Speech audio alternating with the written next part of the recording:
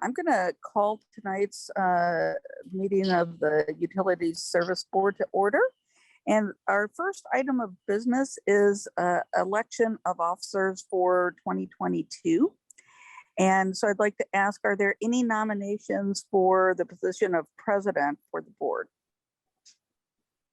And just a heads up, I cannot see everybody on the screen because I'm on my phone. So you're going to have to verbally let me know. Hi, Jean, it's Amanda. I'm going to raise my hand. I'd like to nominate Jeff Eman for the position for president for 2022. Second. Okay. And I should ask, are there any other nominations for president? Okay, hearing none, then we've got a motion and a second. Latrina, can you please call the roll? Kapler, Yes. Eman, Yes. Sherman, Yes. Burnham, Yes. Deborah, Yes. Parmenter. Yes. Thank you. All right. Well, it looks like we have a new president. And thank you very much, Jeff, for being willing to step into this role. And I will pass the meeting over to you. I'm symbolically passing you the gavel that I don't have here in Florida virtually. So I will let you conduct the election for vice president.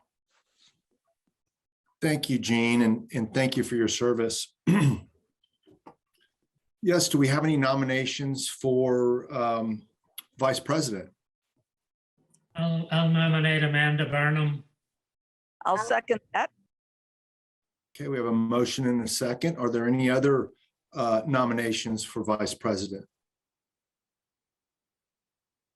Okay. Latriana, can you please call the roll? Deborah, Yes. Eman, Yes. Sherman, Yes. Kapler, Yes. Burnham, Yes. Parmenter. Yes. Thank you. All right, so we have a new vice president as well. Congratulations, Amanda. So we will now move ahead to approval of the minutes of the previous meeting. Do we have any, first, do I have a motion to approve the minutes? So moved. Second. Any questions about the minutes? Okay, roll call, please. Burnham, Yes. Sherman, Yes. Deborah, Yes. Parmenter, Yes. Eman, Yes. Kapler. Yes. Thank you. Thank you. Next order of business is the approval of the claims. We have, let me pull it up here. I'm sorry. Get used to these responsibilities. I should be ready for this. My apologies. We have our standard invoices totaling $2,732,129.03. Do I have a motion for approval? I think we have to call if there's any questions. I get the motion and then I'll call for questions. Oh, sorry. Okay. That's So okay. moved. So moved. Thanks. Second. Thank you. And do we have any questions about the claims?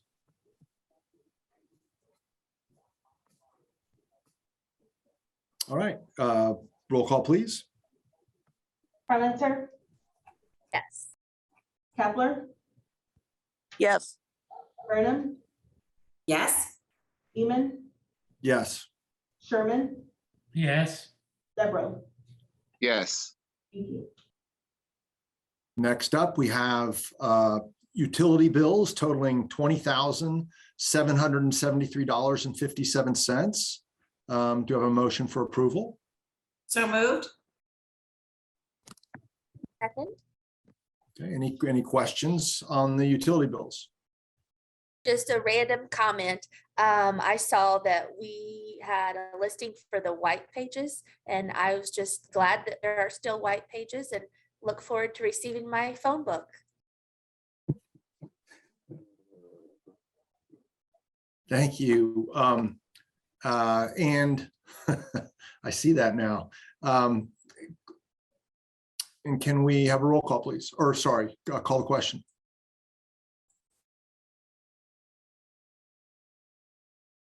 Latriana, Kepler, Yes. Parmenter, Yes. Beeman, yes. Deborah, yes, Burnham, yes, Sherman. yes, Thank you.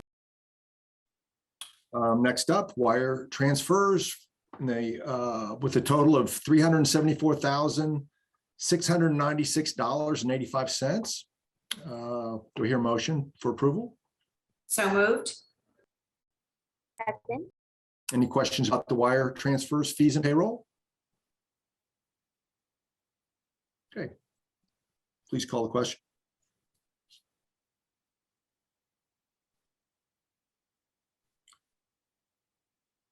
Voting, please, Latriana. Okay, sorry, my mic. Sherman, yes, Beeman, Yes. Parmenter, Yes. Burnham, yes, Kepler, Yes. Deborah. yes, Thank you. Our fourth item of claims is the customer refunds totaling $5,103.36. Do I have a motion for approval of the customer refunds?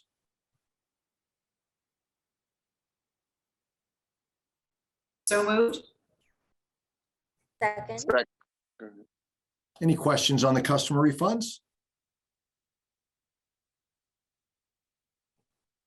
Latriana, please. Parmenter, Yes. Beeman, Yes. Deborah, yes, Burnham, yes, Kepler, Yes. Sherman. yes, Thank you. Next up, we have two special check runs for bond payments. The first one is our bond payments to BOKF. And these are sewer bonds totaling $736,605.63. Do I have a motion for approval? so moved, Second. Latriana? Deborah, yes, Sherman, yes, Burnham, yes, Parmenter, Yes. Kepler, Yes. Beeman. Yes. Thank Our second set of bond payments due on January 1st is for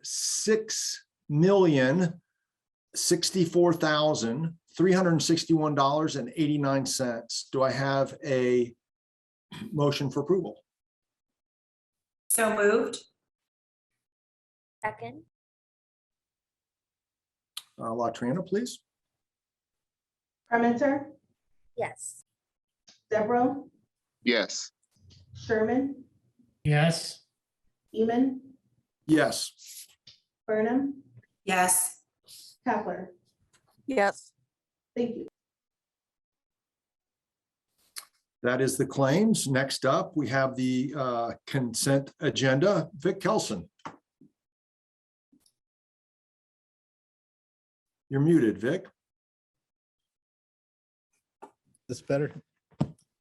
Sorry about that. Good evening, everyone. Happy to bring tonight's consent agenda, which totals $38,994.30. Item A is to Heflin Industries. This is $8,000 for repair and replacing leaking chlorine lines and valves at Monroe. Item B is BBC Pump and Equipment Company. That's $3,240 for repairing a non-potable water pump at Blucher Pool.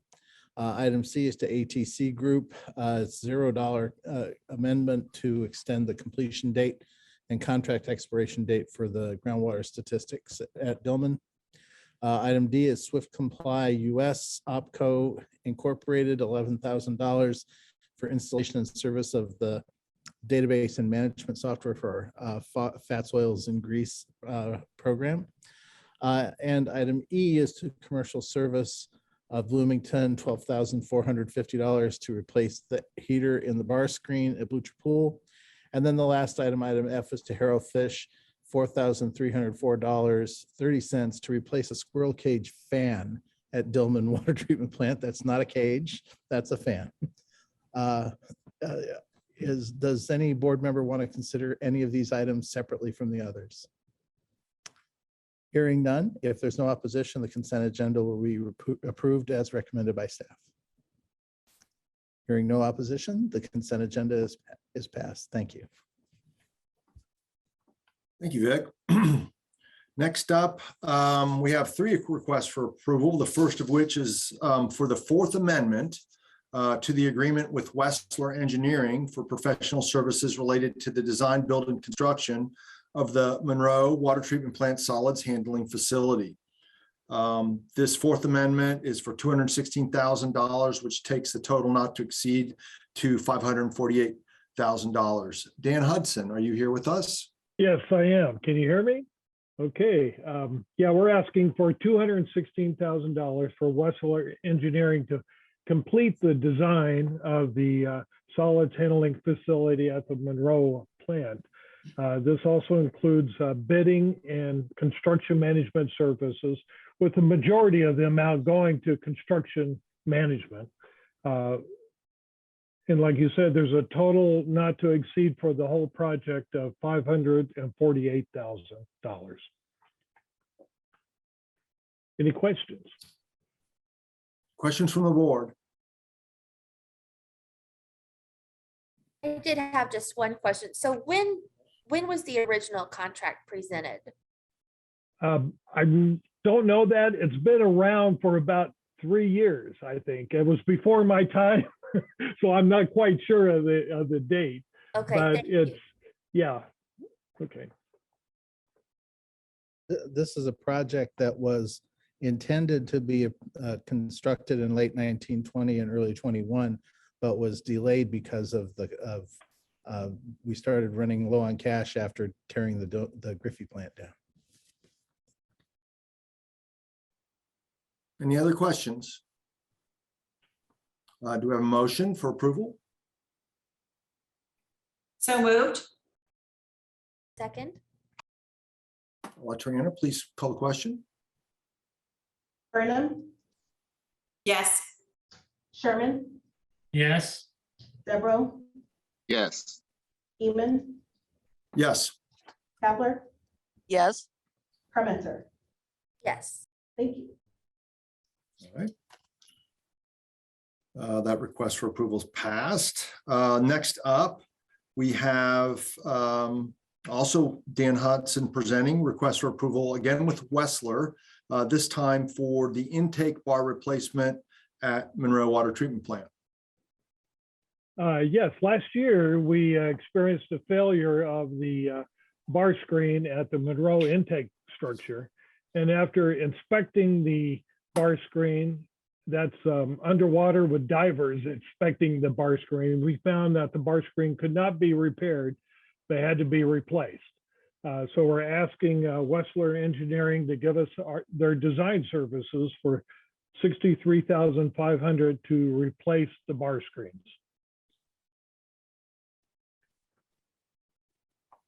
Question from Amanda. Hi, Dan. So understanding that this is just to come up with a design, what Yes. what are general costs to replace this? Any idea? Yeah, we did get a quote from a company called Evoqua, and they were the original manufacturers of the screen, and that cost, let's see.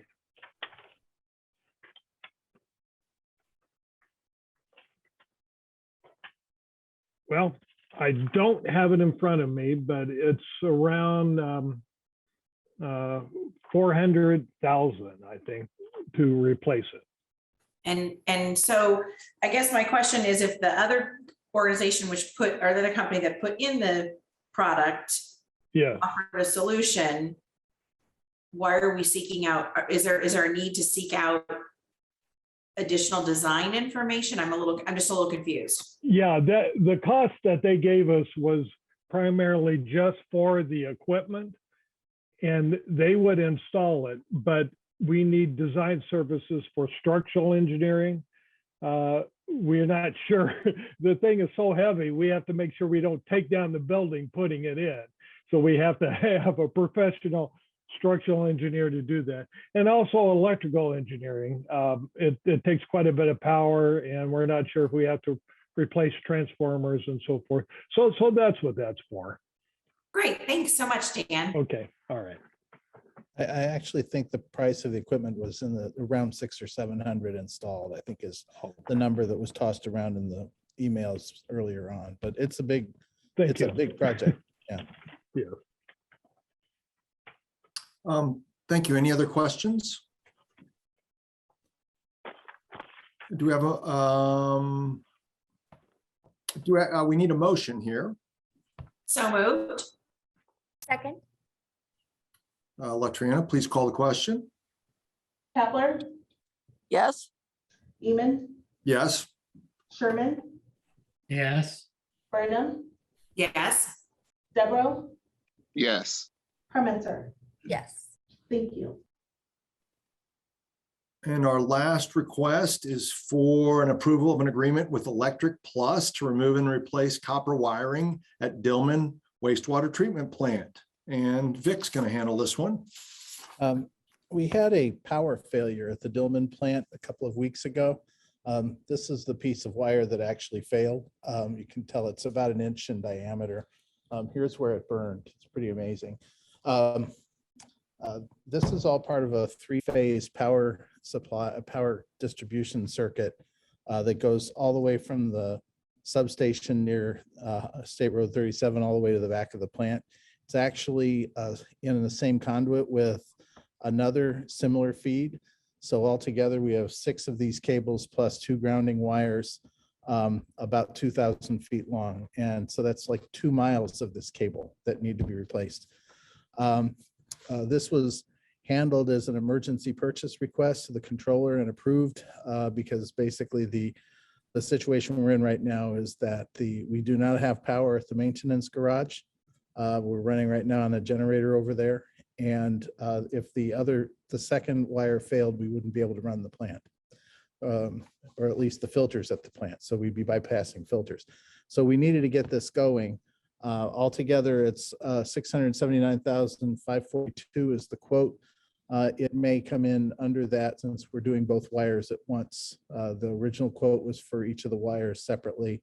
But since we're doing them both at once, it will only require one mobilization and demobilization to achieve it. So I'm happy to answer any questions. Yeah, Vic, how long, if we approve this tonight, will it take to complete the work? So the wire is on its way. It will be here this week if it hasn't arrived yet. And it will take about 2.5 weeks for them to do complete the reinstallation. Amanda. So 2 questions. One's really just more of a joke, that can't you just use some electrical tape and fix that? That's why I was sitting here laughing, thinking, oh, some duct tape might fix it.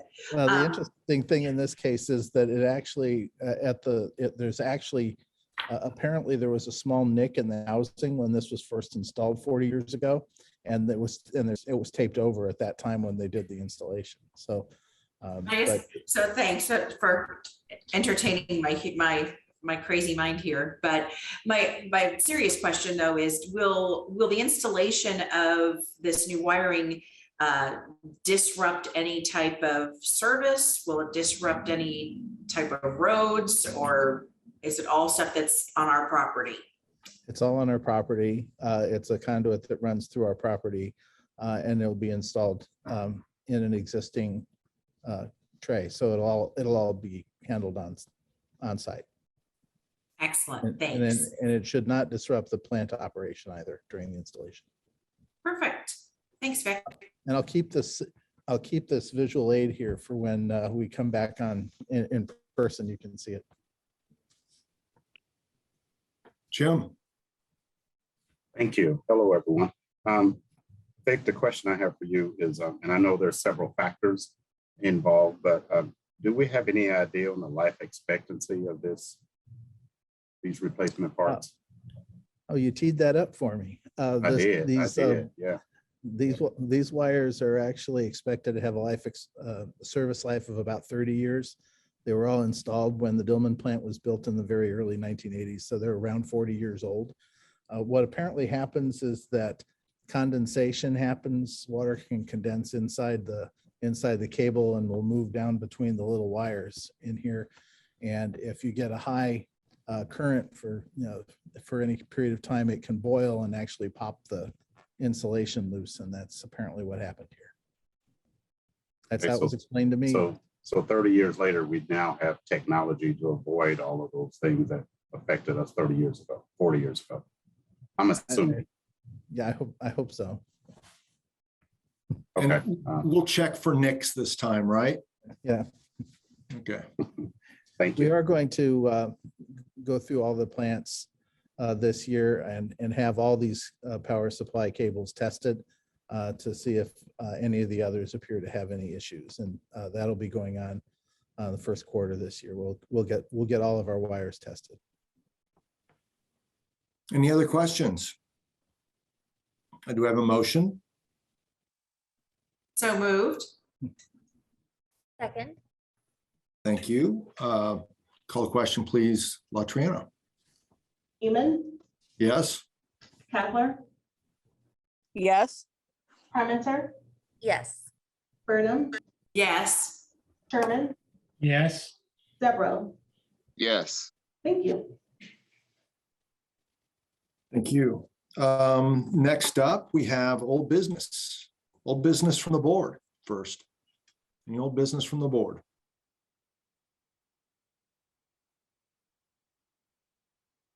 I would just request that if not tonight, then by our next meeting, we get an update on the water rate case, please. You'll get it tonight. Excellent, thank you. Old business from staff. None. New business from the board. New business from staff. None. Subcommittee reports. Have we had any subcommittee meetings? We have not. And staff reports. First, I'd like to introduce some new hires. First of all, I'd like to welcome Seth Debro, our new board member tonight. Welcome. We're looking forward to working with you. Mr. Debro came and visited us last week.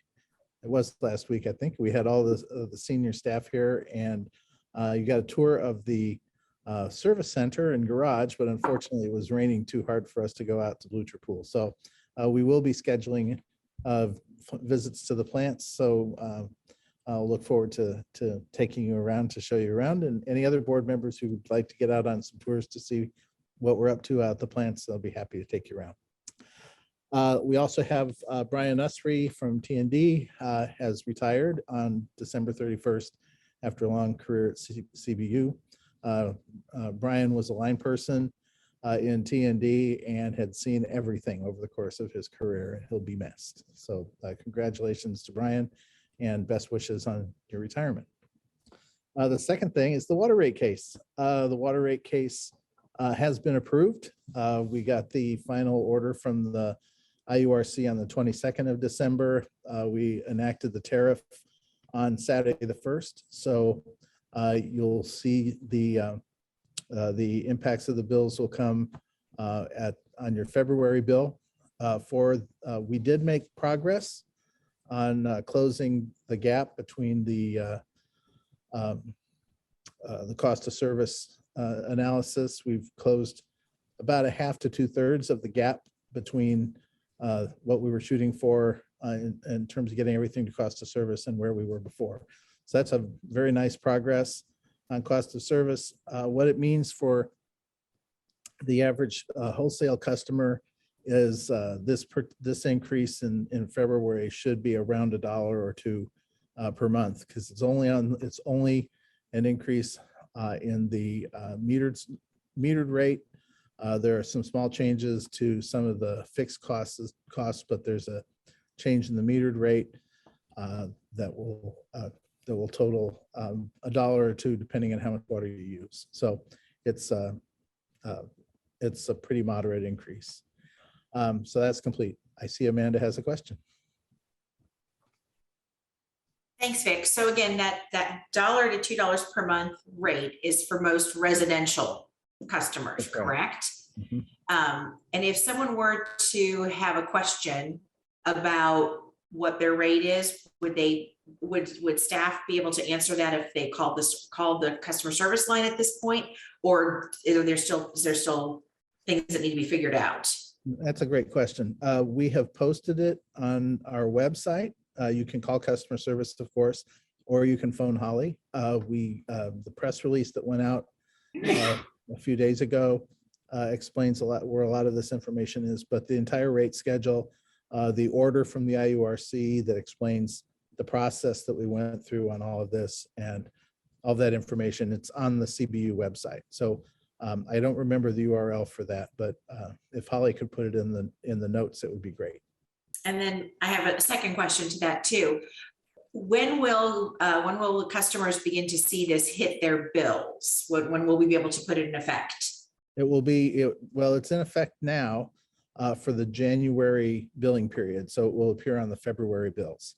Great. And Thanks, Vic. Huh? I said, thank you. And because we've got AMI now, everybody will get it enacted on the same day. We won't have to have part of a month billed at one rate, part of a month billed at another rate, and those kinds of things. So we were able to enact it right on the 1st, and we were able to do the billing for the December period on the 31st. So, so that's going to make things a lot easier for our finance group. And actually, Vic, Holly just posted in the chat what that website was. So thanks, Great. Holly. Jim. Mr. Sherman. Yeah, Vic, is IU quote happy with the outcome? Well, And are we they- likely to see any blowback? Oh, I doubt it. It was a long process working with IU on this. Obviously they're our largest customer, and there was going to be there was a substantial increase requested. But we negotiated and reached a settlement together. We did not have to go to a final hearing or anything like that, and exchanged cordial emails with the senior leadership at IU regarding it. And I don't think there's going to be any issue like that. Okay, So- thank you. One other thing. Thank you for your work there, Vic. I have one question. So if we are indeed closing the gap, then it would seem that the increase that the normal ratepayer will experience would be smaller than what they would have otherwise experienced if we didn't do the cost of services based rate. So can you in any way, back of the envelope, best guess, approximate what that difference is? Actually, I think it's in the press release. I Okay, think, great. That's awesome. yeah, the numbers are there, and it's certainly in the rate schedule, but the residential rate increase is, well, it's less than 1% smaller than the across the board number. The across the board number for this one is, and I can't remember, Laura probably, do you have it handy, Laura? The across the board number and the. I don't have it handy. In the neighborhood of 18%. Yeah, for over two increases, 18.26. Yeah. And I think it's 0.7 and 9.1, but that'll, this in 22, it went up less than 9%. In 24, it'll go up another 9%. But the residential increase, I think, was 7.3 on the first cycle. So it is smaller. Good. It should be, right? Yeah, it Okay, should be. thank you Yep. for that quantification. I'll look forward to reading that. Jim. Thank you. Vic mentioned the press release. And I'm probably just now getting back into email stuff after the holidays. So has that already been posted? It was, yes. Andrew Okay. Krebs at City Hall posted it. So if you check your So- city email, you'll find it in there. Okay, and my rationale for that is I want to review it, and we've talked about it and I've listened, but I want to review it because obviously there will be questions coming to the council about this. Certainly. And that coupled with some other potential discussions of revenue increases moving down the Oh. line. So I I want to see. make sure well, I know in many times we look at this in vacuums from entity to entity to entity, but I have to look at them as a whole and how it's going to affect everyone. So I'll look that up and I'll review it, and thank you, and be prepared. Great. And I also want to thank you for your work as well, Vic. This wasn't easy. I appreciate it. Thank you. The staff really carried the ball on this, especially Laura and Chris Wheeler did massive amount of work on this. And Laura spent months, literally months, doing virtually nothing but data requests from the people who intervened in the case. So they really carried the ball on this one. And I'm really happy with the way the team worked together on this, and I'm glad it's over. We will be reviewing the sewer and storm rates this year, and I would expect them to come to you sometime in the third quarter with an eye towards going to council in the fourth quarter after budget's over. And that would be for the 23 budget year.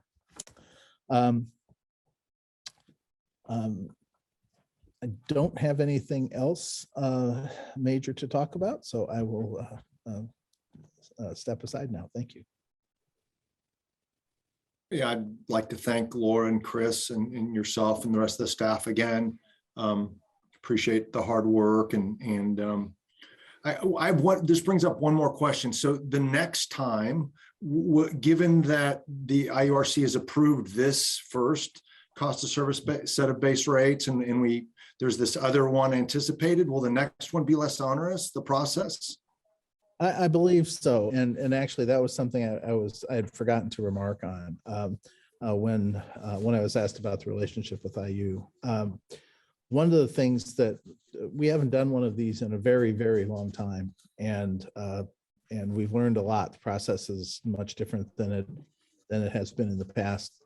We learned a lot and our customers learned a lot as well about how this all goes.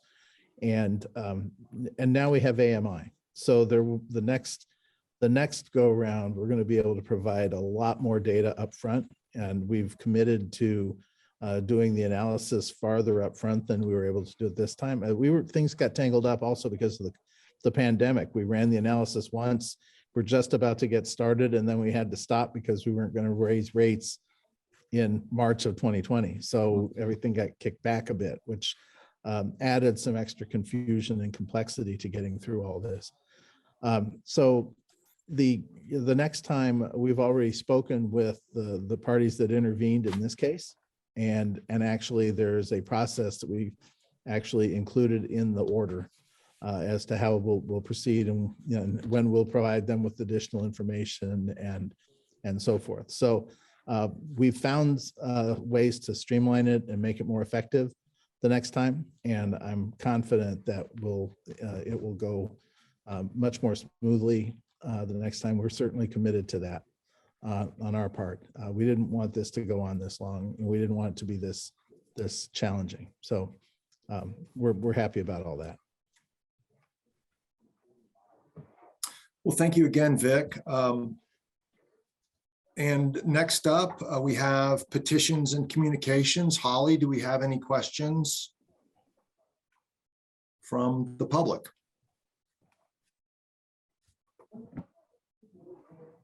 There are none. Any other Put a petition? link to the press release in the chat, by the way. Go ahead, please, Jim. Mr. President, is this proper for me to make a little comment? Is this the right section? Yeah. Okay, thank you. First of all, I want to say Happy New Year to everyone. Next thing I'd like to announce, I am not seeking council presidency for 2022. Yeah, some, I hear the crowd going, "Ah." Some people going boo. But at any rate, what I think is going to happen, and I have requested to continue to be the liaison to the USB for the city council. So I'll have more time now and I'll be able to dig in a little deeper and have more coffee with Vic. So I'm prepared to share it with my colleagues. I also too want to thank Jean Kapler for her service. As I recall, Julie Roberts was having some issues. Jean stepped up, got into presidency and led this group admirably. So I just want to thank her for her service. I expect the same from you, Mr. Emmett, as we move forward. But I'd also like to thank Julie Roberts, and I'm quite sure maybe I've missed some meetings at the end of the year when she left, but thank her for her 15 years of service as a board member on this board. I remember when I first got on, I don't know how long ago it's been, 5, 6, 7 years ago. Julie was a big help along with the other council for board members, but Julie was a big help in helping me minimize my learning curve. And lastly, what I'd like to do is welcome Seth Devereaux as well to the board. I don't know what you all know much about Seth. He's been involved with boards and commissions on the Commission on the Status of Black Males. Very instrumental in some of the programs like meeting school or kids at Fairview School on the first day of school.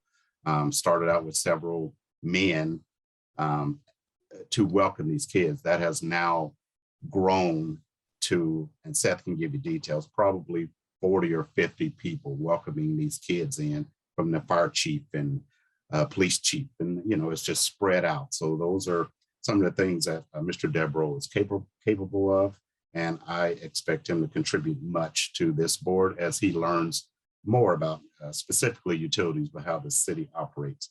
I would be remiss to add that he is a Bloomingtonian and comes from a long line of public service, and particularly his mom. Many of you know his brother, who does a lot of, who's a vice principal at North High School.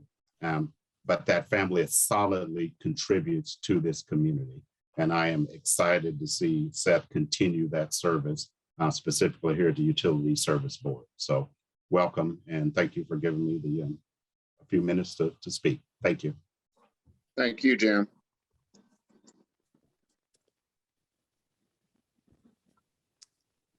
Jeff, can I add one more thing that I forgot? Please. So I know everyone's paying close attention to the changes in the pandemic, and you may have heard, or you may hear as board members, about the changes in the city's policy regarding vaccinations and testing. We are effective now requiring unvaccinated employees to be tested weekly. And that will spin up this month, actually beginning today. I'm actually in the board room right now. We've set this room up as a place where employees who can come and do one of the at-home tests under supervision as required under the rules from OSHA. So we are implementing that. We're working hard to make it as efficient and smooth as possible for everyone. So if anybody should ask you, or if you should hear anything, feel free to talk with me about how we're doing this and how it's all going to work here. And we're happy to share that, but I wanted to make sure that you knew that we are implementing the city's policy here at CBU. Thank you, Vic. Any other petitions or comments? Communications, Amanda. Actually, Vic, isn't it, you mentioned that this was a city requirement. Isn't it a state? It's a state requirement, isn't it? It's actually federal. It comes from OSHA. Yeah. The implementation and enforcement actions around it are currently tangled in the courts. One circuit has said that they can't implement this, another has said that they can. So it will no doubt be going to the Supreme Court shortly for a final adjudication. But nonetheless, the city is implementing the policy as outlined by OSHA, and we will do it that way. Thank you, Vic. Anyone else? Do I have a motion for adjournment? So moved. So we are adjourned. Thank you all. Happy New Year.